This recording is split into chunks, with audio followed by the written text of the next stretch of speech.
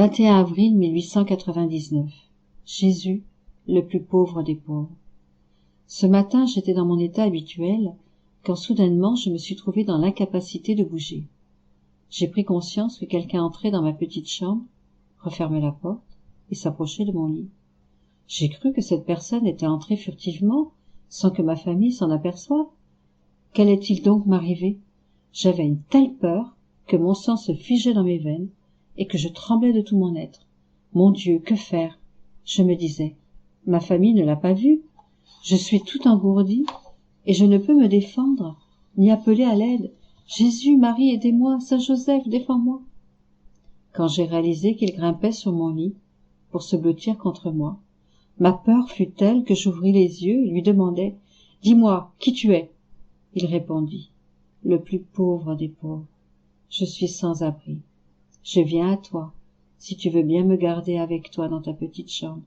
Vois, je suis si pauvre que je n'ai même pas de vêtements, mais tu vas t'occuper de cela. » Je l'ai bien regardé. C'était un garçon d'environ 5 ou 6 ans, sans vêtements, sans chaussures. Il était très beau et gracieux. Je lui répondis « Quant à moi, je te garderai volontiers, mais que va dire mon père ? Je ne suis pas libre de faire ce que je veux. J'ai des parents qui m'en empêchent. Quant à des vêtements pour toi, je peux y pourvoir par mes pauvres travaux, et je me sacrifierai s'il le faut. Mais il m'est impossible de te garder ici. D'ailleurs, n'as-tu pas un père, une mère, chez toi ? » Le petit garçon répondit tristement « Je n'ai personne. Oh, je t'en prie, ne me laisse plus errer. Prends-moi avec toi. » Je ne savais que faire. Comment le garder?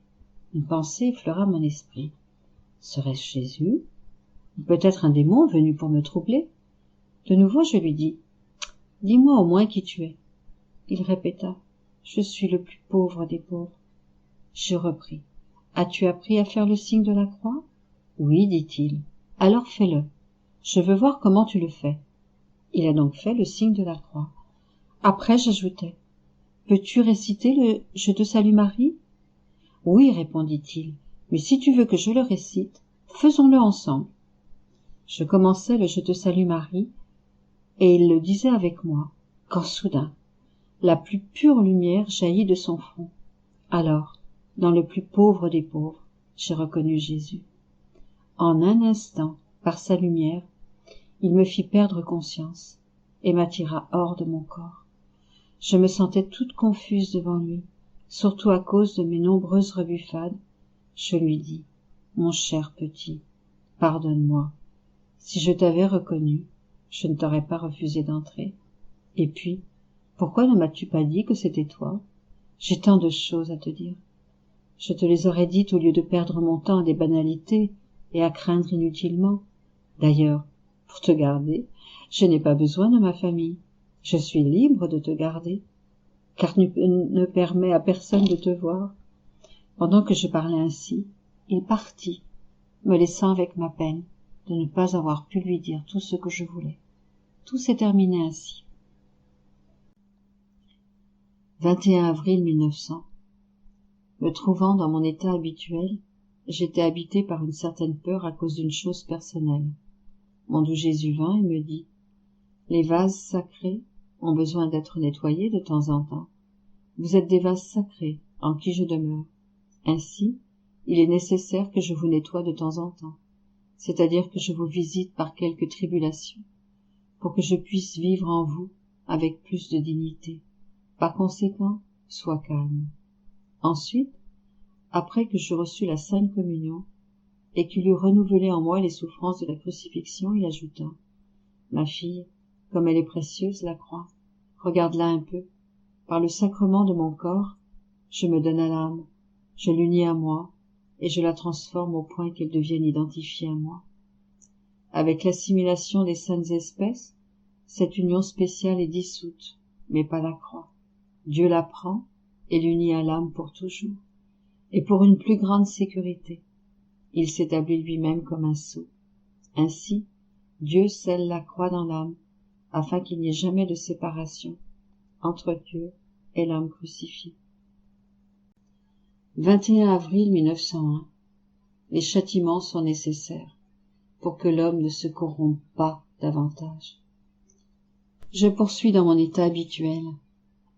Dès que je vis mon doux Jésus, avec une croix dans la main et sur le point de la lancer sur le monde, il me dit, « Ma fille, le monde est toujours corrompu, mais il y a certains moments où il atteint un si haut degré de corruption que si je ne déversais pas sur lui une partie de ma croix, les gens périraient tous dans la corruption. Il en a été ainsi au temps où je suis venu dans le monde. Seule la croix en a sauvé plusieurs de la corruption dans laquelle ils étaient émergés. Ainsi en est-il en ces temps-ci. La corruption a atteint un tel niveau que si je ne déversais pas sur eux les fléaux, les épines et les croix, en leur faisant aussi verser leur sang, les gens resteraient submergés dans les flots de la corruption. Pendant qu'il disait cela, il sembla jeter cette croix sur le monde, et les châtiments se succédaient. 21 avril 1903. Jésus envoie des châtiments. Les vignes gèlent. J'ai traversé plusieurs jours de privation et de larmes. Il me semblait que le Seigneur m'avait suspendu de l'état de victime. Peu importe ce que j'essayais, je ne réussissais pas à quitter mes sens. Plutôt, j'étais prise d'une multitude de douleurs abdominales qui me rendaient anxieuse et que je ne pouvais pas comprendre. Cette nuit, pendant un rêve, j'ai vu un ange qui me guidait à l'intérieur d'un jardin. Toutes les plantes étaient noircies, mais je ne faisais pas attention, car je ne pensais qu'au fait que Jésus m'avait abandonné. Puis mon confesseur vint. Me trouvant réveillée, il me dit que les vignes avaient gelé. J'étais très affligée, en pensant aux pauvres gens, et j'avais peur que Jésus s'abstienne de me ramener à mon état habituel, afin de pouvoir punir librement. Ce matin, toutefois, Jésus béni est venu et m'a ramené à mon état habituel. Dès que je l'ai vu, je lui ai dit, « Seigneur, qu'as-tu fait hier? Tu ne m'as rien dit de cela. Je t'aurais supplié de suspendre ce châtiment, au moins en partie. » Jésus répondit, « Ma fille, il était nécessaire que je te tienne à l'écart. Autrement, tu m'aurais arrêté et je n'aurais pas été libre. Et puis, combien de fois n'ai-je pas fait ce à quoi tu t'étais opposée? Ah, ma fille, il est nécessaire que les punitions viennent sur le monde. Autrement, si je me préoccupe de ménager leur corps, ils perdront leurs âmes. » Ayant dit cela, il disparut. Je me suis alors retrouvée hors de mon corps, seule et sans le doux Jésus. Je suis donc allée explorer. J'ai vu dans le ciel un soleil, mais un soleil différent du nôtre. Près du soleil se tenait une multitude de saints, observant l'état du monde, sa corruption, et comment ils se moquent de Dieu. Ils criaient tous d'une seule voix, « Venge ton honneur et ta gloire, sers-toi de ta justice, car l'homme ne veut pas reconnaître les droits de son Créateur. » Même s'ils parlaient en latin, je comprenais la signification de ce qu'ils disaient.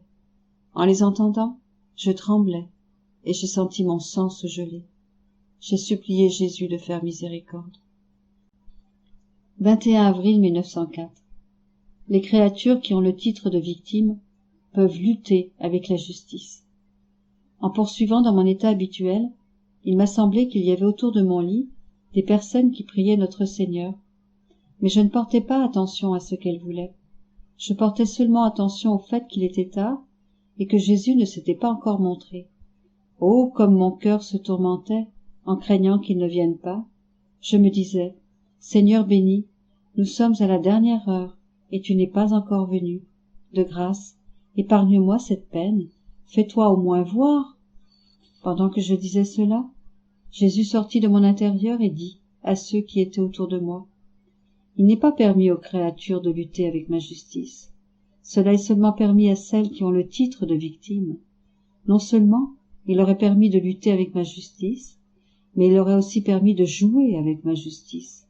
Et cela parce que, quand on lutte ou qu'on joue, on subit facilement des coups, des défaites et des pertes, et la victime est prête à recevoir les coups, à se résigner dans les défaites et dans les pertes, sans porter attention à ses pertes ou à ses souffrances, mais seulement à la gloire de Dieu et au bien du prochain.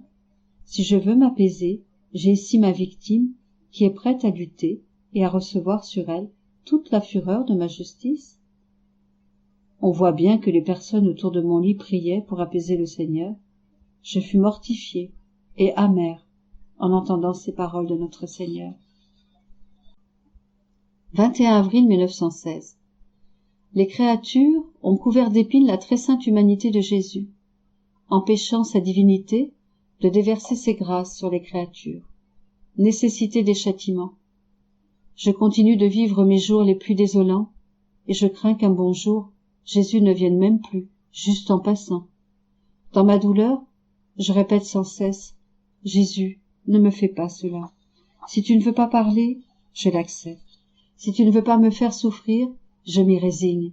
Si tu ne veux pas me faire le don de tes caresses, fiat. Mais ne pas venir du tout. Pas ça. Tu sais qu'il m'en coûterait ma vie, et que ma nature, laissée sans toi jusqu'au soir, se désintégrerait. » Pendant que je disais cela, Jésus se montra, et ajoutant à mon amertume, il me dit, « Sache que si je ne viens pas me déverser en toi pendant un certain temps, c'est que le monde reçoit son dernier coup de destruction et toutes sortes de fléaux. » Ces mots me pétrifièrent, et je poursuivis ma prière en disant, « Mon Jésus, qu'à chaque instant de ta privation, une nouvelle vie de toi soit créée en les âmes. C'est seulement à cette condition que j'accepte d'être privé de toi. Ce n'est pas une banale affaire que d'être privé de toi.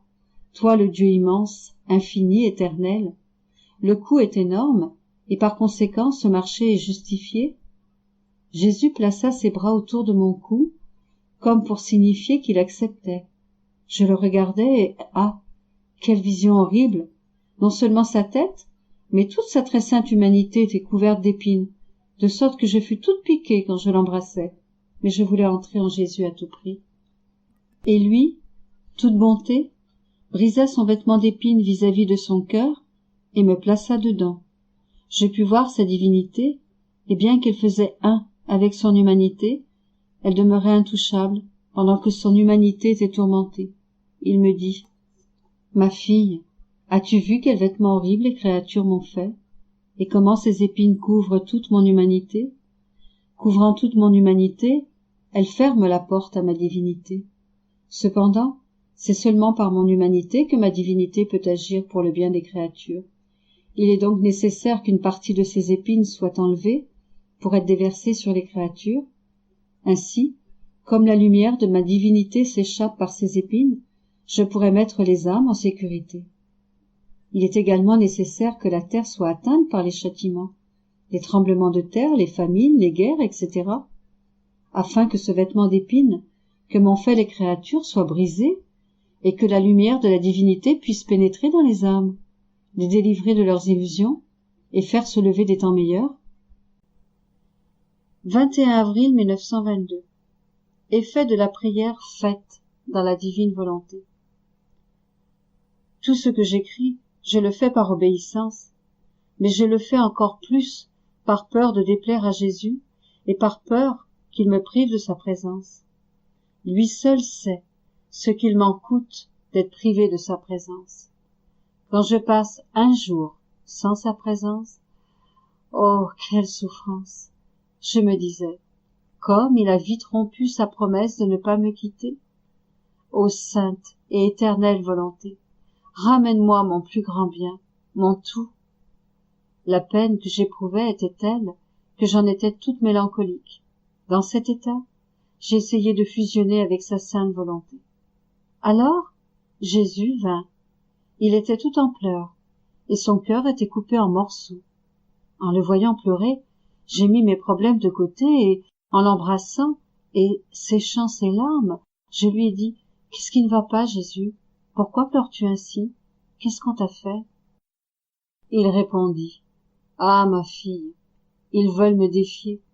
Ils préparent pour moi un affreux défi, un défi provenant des dirigeants. Ma douleur est telle que je sens mon cœur coupé en morceaux. Oh, comme il est équitable que ma justice se déchaîne contre les créatures. Viens avec moi dans ma volonté.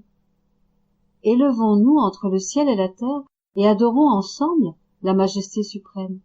Bénissons-la et rendons-lui hommage pour tout, de telle sorte que le ciel et la terre soient remplis d'actes d'adoration, d'hommage et de bénédiction, et que toutes choses en reçoivent les effets bénéfiques. J'ai ainsi passé le matin à prier avec Jésus dans sa volonté.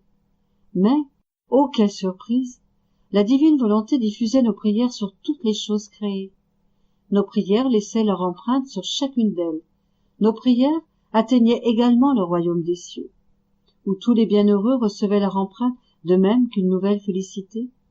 Ces empreintes descendaient même au purgatoire, et tous recevaient ces effets bénéfiques. Qui peut dire ce qu'est prier avec Jésus et les effets qui s'ensuivent? Ensuite, après que nous ayons prié ensemble, Jésus me dit: « Ma fille, as-tu vu ce que signifie prier dans ma volonté? Étant donné qu'il n'y a aucun point où ne soit ma volonté, la prière circule sur tous et sur toutes choses. Elle est vie, elle est l'actrice et la spectatrice pour tout. De même, les actes accomplis dans ma volonté deviennent vie. Ils sont les acteurs et les spectateurs pour tout, même pour la joie et la félicité des saints. Partout ils apportent la lumière, l'air parfumé et céleste, irradiant la joie et le bonheur. Par conséquent, ne quitte jamais ma volonté. Le ciel et la terre sont dans l'attente de recevoir de nouvelles joies et de nouvelles splendeurs. 21 avril 1923. Le point le plus noir de la société actuelle. Ce matin, mon toujours aimable Jésus me fit sortir de mon corps et m'amena en un lieu où on pouvait voir des drapeaux qui étaient agités et des parades auxquelles participaient différentes catégories de personnes, y compris des prêtres. Offensé par ce spectacle, Jésus voulait écraser ces personnes dans sa main. Mais me saisissant de sa main, je l'attirai à moi en lui disant: « Mon Jésus, qu'est-ce que tu fais? Après tout, ces personnes ne semblent faire rien de mal, mais plutôt de bonnes choses. Il me semble que l'Église s'unit avec tes ennemis d'hier, et que ces derniers ne répugnent plus à s'associer à des membres de l'Église, mais qu'au contraire, ils leur demandent de bénir leur drapeau. N'est-ce pas un bon signe? Loin de te plaire, cela semble t'offenser. » Alors Jésus, soupirant et se montrant très affligé, me dit: « Ma fille, tu te trompes royalement. Cette scène représente le point le plus noir de la société actuelle, et l'union de ces personnes entre elles signifie qu'elles ont toutes la même couleur. Les ennemis de l'Église ne craignent plus du tout de fréquenter les gens d'Église, puisque ces derniers ont perdu leur vrai caractère religieux. Au contraire, certains d'entre eux célèbrent le divin sacrifice, sans même croire en mon existence. D'autres, s'ils y croient, ont une foi sans les œuvres, et leur vie est une longue suite d'énormes sacrilèges. Alors, comment peuvent-ils faire le bien s'ils ne l'ont pas en eux-mêmes?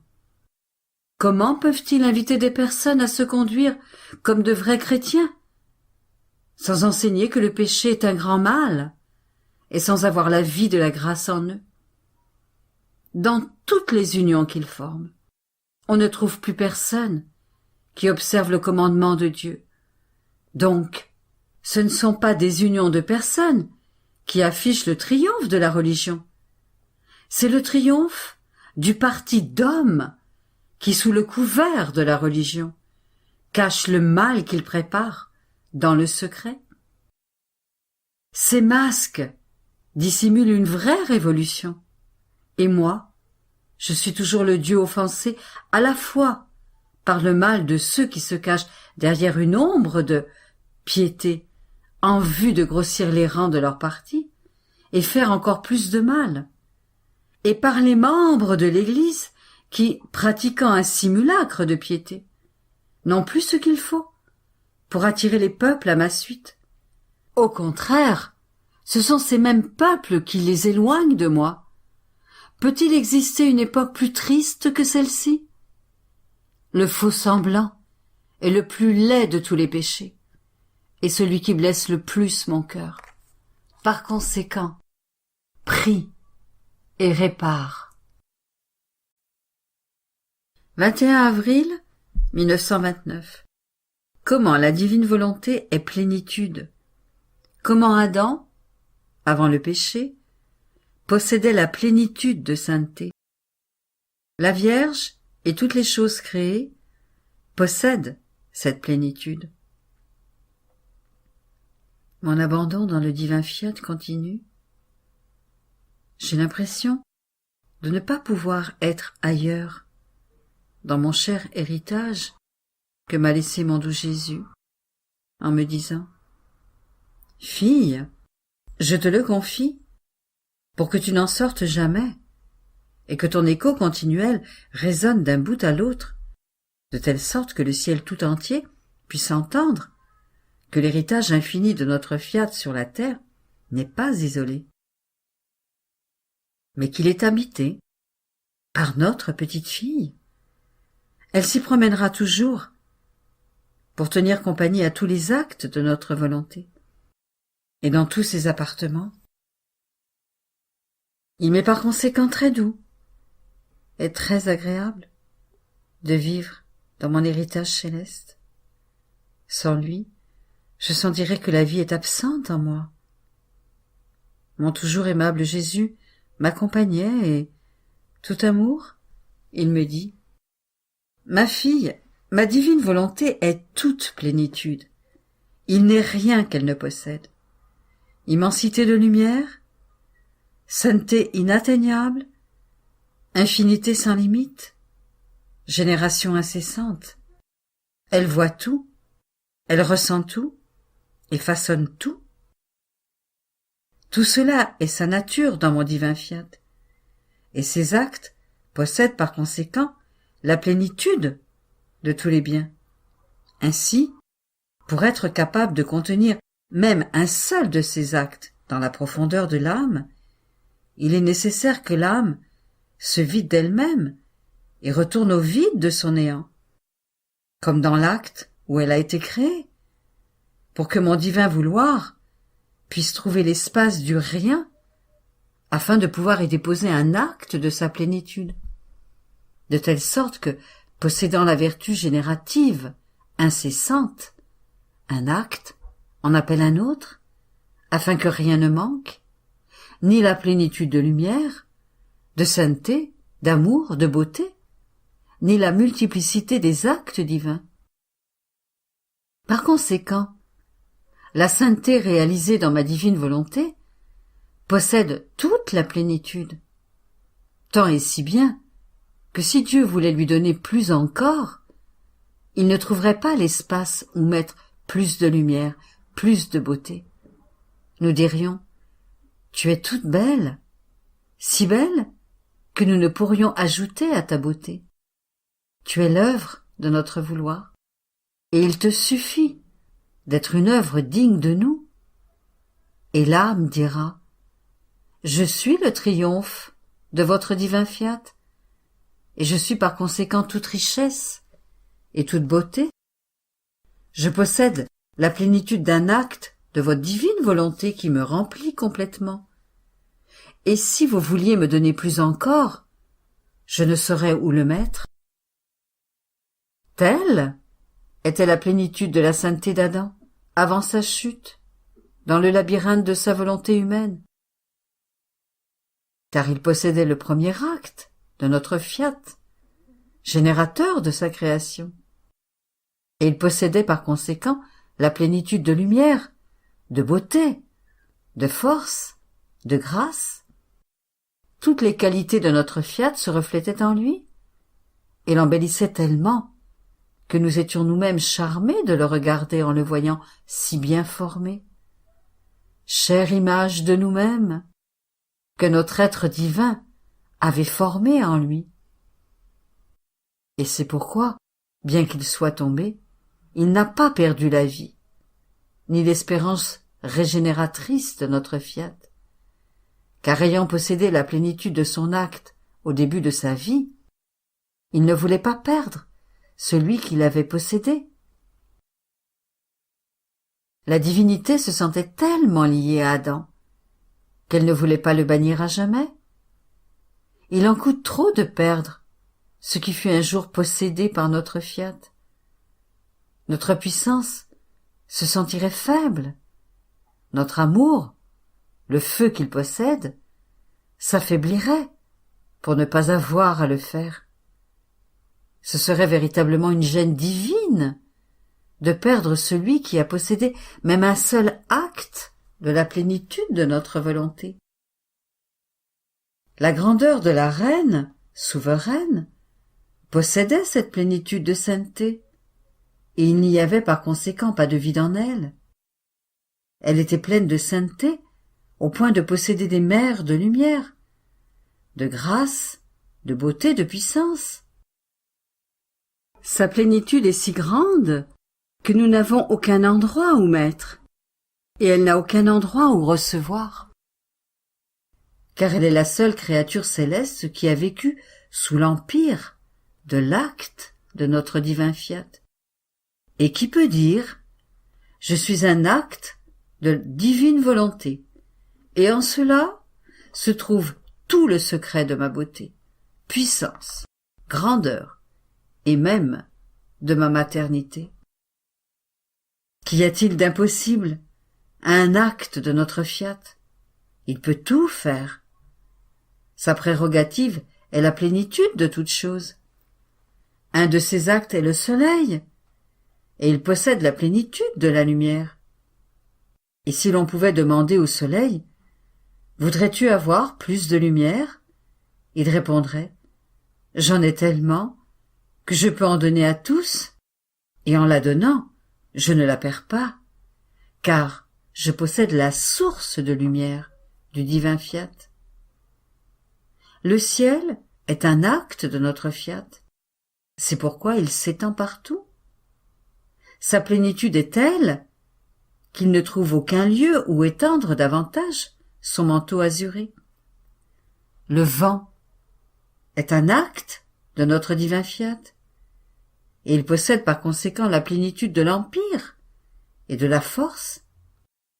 Qui peut résister à la force du vent? Personne. Il se rit de tout, et sa force des racines, des cités et des arbres. Il soulève et renverse toutes choses, comme un fétu de paille. Toute la création, chaque chose créée, possède la plénitude de l'acte de notre fiat, et par conséquent, aucune chose n'est pauvre. Elles sont toutes riches dans la plénitude voulue par notre divin vouloir, et rien ne manque de quoi que ce soit.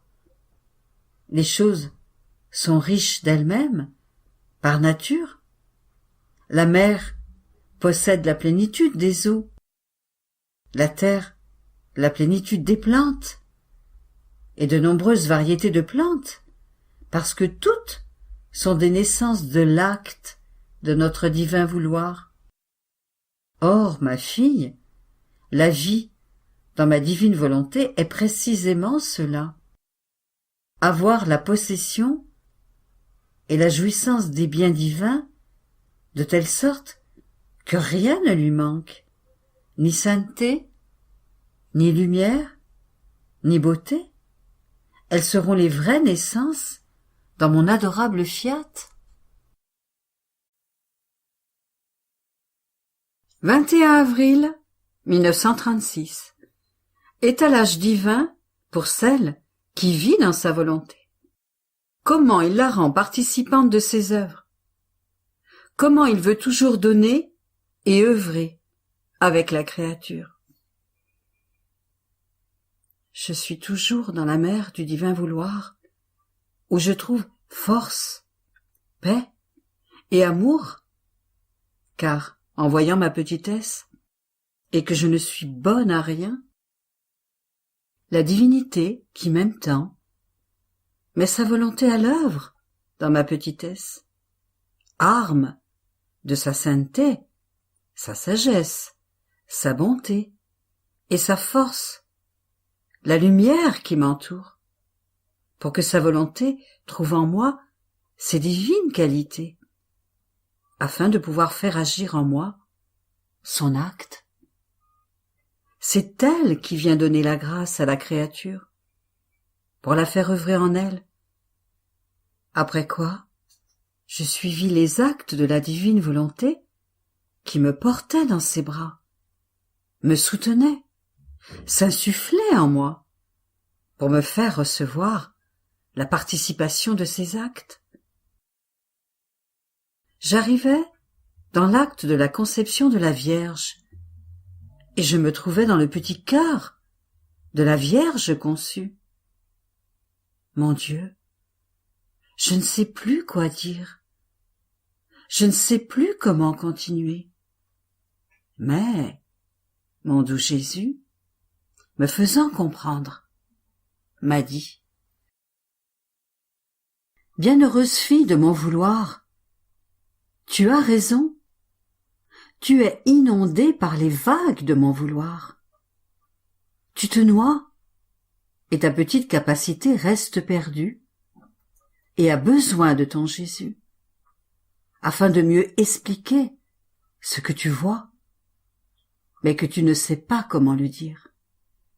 Sache, ma fille, que notre amour est si grand pour celles qui veulent vivre et qui vivent dans notre divin vouloir, que nous les rendons participantes de toutes nos œuvres, dans la mesure où cela est possible pour une créature, et en lui donnant le mérite de nos œuvres divines. Lorsque la créature entre dans notre volonté, celle-ci met en action son œuvre divine, comme si elle agissait en cet instant même, et, en unissant la créature à son acte, elle lui fait voir les prodiges de son œuvre, elle confirme la créature dans le bien, et lui fait sentir la vie nouvelle de son acte. Tu as vu la conception de la reine souveraine, et en étant dans ma volonté, tu t'es vu toi-même conçu dans son sein maternel. Tu vois combien grande est la différence pour celle qui vit dans ma volonté et les prodiges inouïs de l'Immaculée Conception.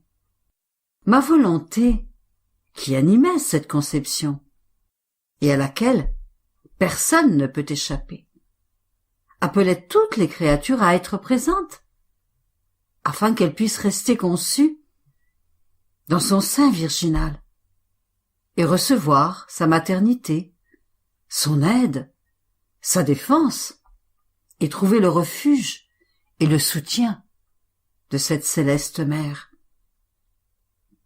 Celle qui vit dans notre vouloir se trouve dans l'acte qui conçoit.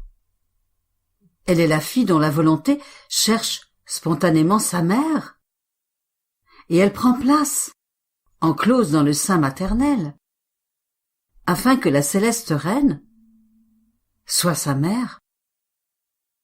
Cette créature aura part aux richesses de la reine souveraine, à ses mérites, à son amour.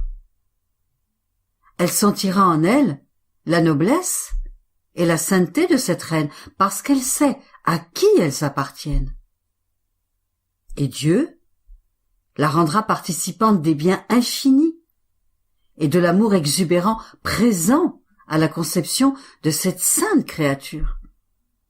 Ainsi, lorsque la créature recherche nos œuvres et les appelle dans notre volonté pour les connaître et les aimer, nous mettons notre volonté au centre de ses actes et nous lui faisons ressentir tout notre amour, la puissance de notre force créatrice. Et la petitesse de la créature est comblée au point de ne plus pouvoir en contenir davantage. Ma fille, il nous serait impossible de ne pas faire participante de nos œuvres celle qui vit dans notre volonté. Et ce ne serait pas non plus notre amour véritable, parce que nous possédons par nature la force communicative, et nous voulons communiquer à tous nos biens divins. Ce sont les créatures qui les rejettent. Mais, pour celle qui vit dans notre vouloir, nous nous manifestons en communiquant nos biens. Nous ne trouvons en elle aucune opposition. Sinon, nous empêcherions d'agir notre être divin. Mais c'est notre bonheur à nous d'aimer, de donner en abondance à nos créatures bien-aimées.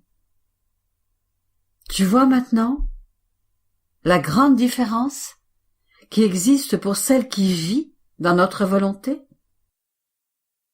Les autres créatures se trouvent dans nos œuvres, dans la conception de la Sainte Vierge, dans l'incarnation du Verbe, dans mes souffrances, dans ma mort et même dans ma résurrection. Mais elles s'y trouvent en vertu de notre puissance et de notre immensité.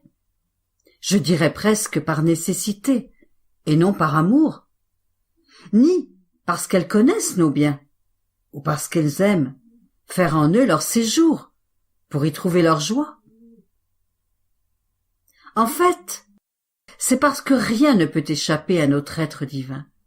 Alors que la créature qui vit dans notre volonté recherche nos œuvres, les connaît, les aime et les apprécie.